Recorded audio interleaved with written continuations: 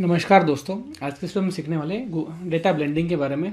So basically data blending होती क्या है और इसका आप किस तरह से यूज़ कर सकते हो डेटा स्टूडियो के अंदर जानने वाले हैं। सो चलिए शुरू करते हैं।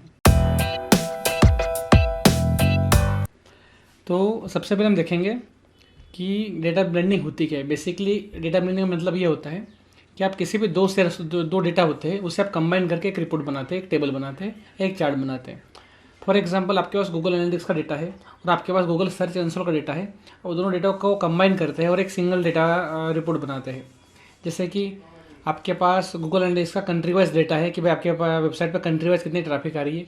सिमिलरली आपके पास गूगल सर्च कंसोल का कंट्री वाइज डेटा है, तो दोनों रिपोर्ट को कंबाइन कर सकते हैं using country as a single source. तो दोनों रिपोर्ट में या कंट्री कॉमन रहेगी लेकिन बाकी जो मैट्रिक्स है अलग अलग रहने वाली है। तो सिमिलरली आज हमने गूगल डेटा स्टूडियो में 2-3 रिपोर्ट्स क्रिएट करेंगे, देखेंगे कि डेटा ब्लेंडिंग फीचर होता है क्या और किस तरह से काम करता है।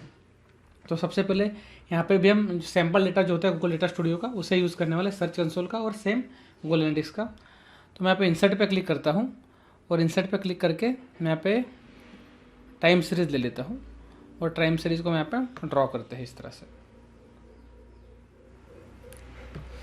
तो जैसे मैंने यहाँ पे टाइम सीरीज़ को ड्रॉ कर दिया है, इसे थोड़ा मैं इसकी हाइट थोड़ी बढ़ा देता हूँ टाइम सीरीज़ की। आप यहाँ पे देख सकते हो जो टाइम सीरीज़ है इसका डेटा सोर्स है सर्च कंसोल।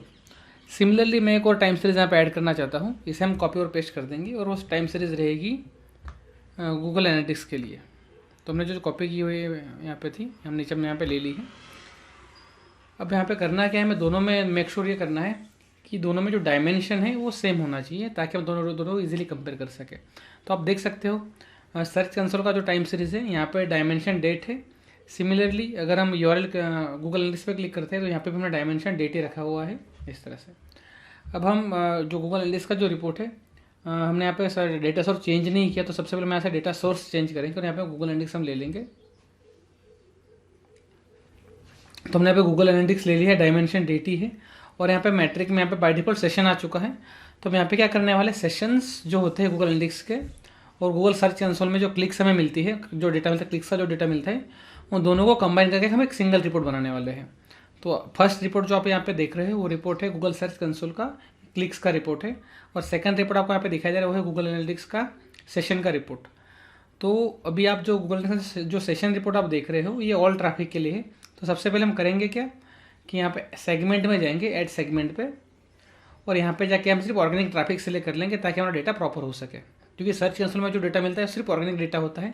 तो सिमिलर हम चाहते हैं कि जो हमारा गूगल एनालिटिक्स का डेटा है सिर्फ हम ऑर्गेनिक के लिए ही चेक करें। तो मैं यहाँ पे सेगमेंट में जाके ऑर्गेनिक ट्रैफिक का जो सेगमेंट है मैं सेलेक्ट कर लेता हूँ।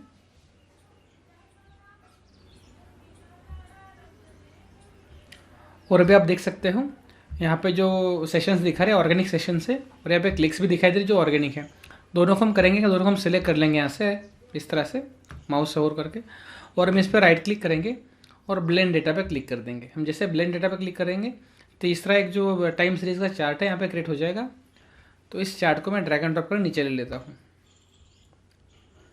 तो जैसे कि आप अभी यहाँ पे देख सकते हो ये जो हमने तीसरा जो चार्ट हमने डेटा ब्लेंड करके क्रिएट किया है, इसमें यूआरएल क्लिक्स जो सर्च कंसोल में हमें डेटा मिलता है और सेशंस जो हमें डेटा मिलता है गूगल एनालिटिक्स का, दोनों को कंबाइन करके यहाँ पे एक सिंगल रिपोर्ट बन गया है। तो यहाँ पे आप कोरिलेट कर सकते हो भाई जिस दिन सेशन ज़्यादा थे कम थे उस दिन किस तरह से परफॉर्म कर रहा था, क्या कर रहा था। इसमें थोड़ी मैं हाइट इसकी बढ़ा देता हूँ थोड़ी, ताकि हम प्रॉपर्ली चेक कर सकें डेटा ब्लेंड का जो हमारा रिपोर्ट है।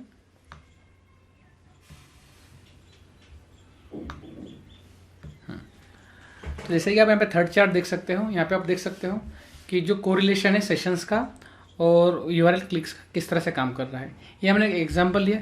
सिमिलर वे अगर हम कंट्री का डेटा देखना चाहते हैं गूगल सर्च कंसोल में जो कंट्री का हमें डेटा मिलता है और साथ ही साथ हमें गूगल एनालिटिक्स में जो कंट्री का डेटा मिलता है वो किस तरह से काम करता है और दोनों को हम किस तरह से कंबाइन कर सकते हैं, वो भी एक हम एग्जाम्पल ले लेते हैं। इसके लिए दोबारा से हम ऐड पेज पे यहाँ पे हम क्लिक करेंगे और न्यू पेज में जाएंगे हम, और यहाँ पे व्यू में जाते हैं, इंसर्ट में सॉरी, और यहाँ पे हम एक टेबल इंसर्ट कर देते हैं, टेबल। और ये जो टेबल हमने यहाँ पे लिया हुआ है बाय डिफ़ॉल्ट ये टेबल है गूगल एनालिटिक्स का टेबल है। तो यहाँ पे जो डायमेंशन है मैं यहाँ पे कंट्री ले लेता हूँ। तो जब भी आप डेटा ब्लेंड करते हैं, डेटा ब्लेंड में एक जो आपका डायमेंशन है दोनों रिपोर्ट्स के अंदर सेम होना चाहिए, तभी दोनों डेटा को आप ब्लेंड कर सकते हो। अगर आपका डायमेंशन अलग हो गए तो डेटा आपका कभी ब्लेंड नहीं होगा। तो दोनों जो भी हम रिपोर्ट लेना दोनों में जमा डायमेंशन सेम होना चाहिए। तो यहाँ पर मैंने कंट्री ले ली है गूगल एनालिटिक्स के रिपोर्ट में, और यहाँ पे आप देख सकते हैं यहाँ पे आपको डेटा मिल रहा है।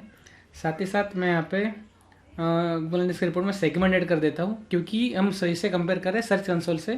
तो सर्च कंसोल में से हमें ट्रैफिक दिखाई देती है, वो सिर्फ ऑर्गेनिक ट्रैफिक दिखाई देती है। तो सेम में मैं चाहता हूँ कि हमें जो यहाँ पर डेटा कंपेयर करें वो सिर्फ ऑर्गेनिक ट्रैफिक का डेटा कंपेयर करें। एडिड सेगमेंट्स ऑर्गेनिक ट्रैफिक मैंने ऐसे ले ली।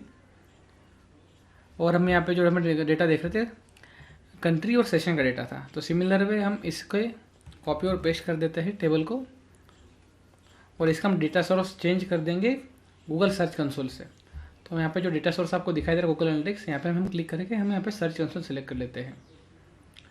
जैसे हमने सर्च कंसोल सेलेक्ट किया, हमें यहाँ पर डायमेंशन से दोबारा सेलेक्ट करना पड़ेगा। तो डायमेंशन में हम क्लिक करेंगे और यहाँ से हम कंट्री ले लेंगे, कंट्री, और मैट्रिक में जाके हम यहाँ पे इम्प्रेशंस या क्लिक्स दोनों ले सकते हैं। तो आपको जो चाहिए हो, फॉर एग्जांपल इस क्वेरी के लिए मैं यहाँ पे इम्प्रेशंस और साथ ही साथ क्लिक्स हम दोनों ले लेते हैं। यूआरएल क्लिक्स दोनों हम यहाँ पे मैट्रिक ले रहे हैं। तो अभी हमें करना क्या है, जो फर्स्ट जो गूगल एनालिटिक्स का रिपोर्ट है और सेकंड जो आप यहाँ पे देख रहे हैं सर्च कंसोल का रिपोर्ट, दोनों को हमें कंबाइन करना है, ब्लेंड करना है। तो हम दोनों को राइट क्लिक करेंगे, दोनों पे हम सिलेक्ट कर लेंगे। दोनों रिपोर्ट को हम यहाँ पे सिलेक्ट कर दिया। आप राइट क्लिक करके हम ब्लेंड डेटा पे क्लिक करेंगे, तो जो रिपोर्ट है ब्लेंड हो जाएगा, ब्लेंड डेटा। जैसे कि यहाँ पे देख सकते हैं मेरे थर्ड टेबल जो है पे क्रिएट हो चुका है।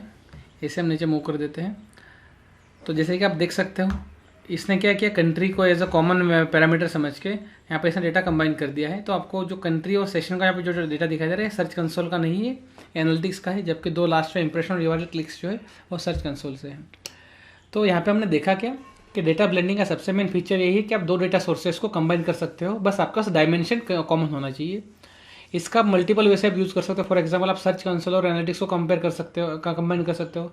सिमिलरली अगर आप ईमेल मार्केटिंग करते हो और आप वीक के अंदर किसी पर्टिकुलर डे पे ईमेल न्यूज़लेटर सेंड करते हो और उस दिन आपके वेबसाइट पर ट्रैफिक ज़्यादा इंक्रीज होती है, तो आप इसी तरह से ईमेल मार्केटिंग का आपका जो टूल होता है उस टूल का डेटा आप कंपेयर कर सकते हो आपके गूगल एनालिटिक्स के डेटा के साथ में, ताकि आपको पता चले भाई आप जिस दिन ईमेल शूट करते हो उस दिन आपकी ट्रैफिक कितनी ग्रो होती है, कितना बूस्ट आता है, जो बूस्ट आता है किस रीज़न से आता है।